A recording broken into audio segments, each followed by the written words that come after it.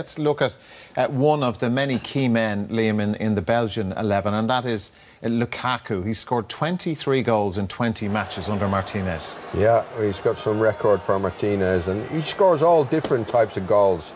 Here he is getting on the end of a magnificent pass from De Bruyne with the outside of his right foot. Here he shows his pace and his power. He gets away.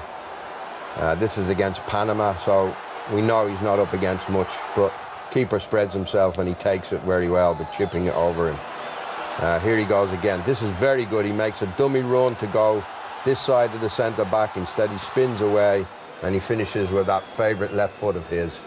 Again, another good run here.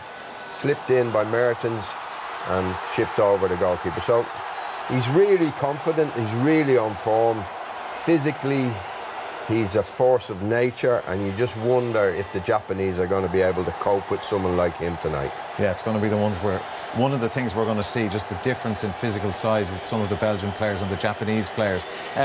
What about, Richard, the rest of their attacking threat? Because it is considerable, and you know, put price tags on some of these players, they're worth a fortune.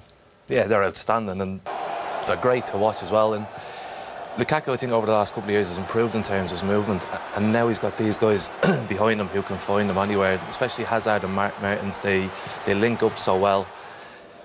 And when we were talking earlier about are they a team or are they not, they seem to want to play for each other. Normally when I watch Belgium, I think he wants to make the final pass, he wants to score the goal, but they seem to be sharing it out certainly amongst themselves.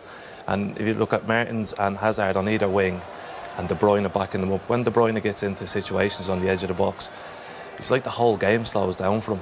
It's like you can't see that in there, and then all of a sudden it opens up an inch-perfect ball and a nice finish. And when you watch them play, when they're on form, when they're linking up like this, overs, 1-2s, different things like that, you fear almost for Japan today. You think it's going to be a really tough one. But even centre-half-wise, this is Alderweireld with a great through ball.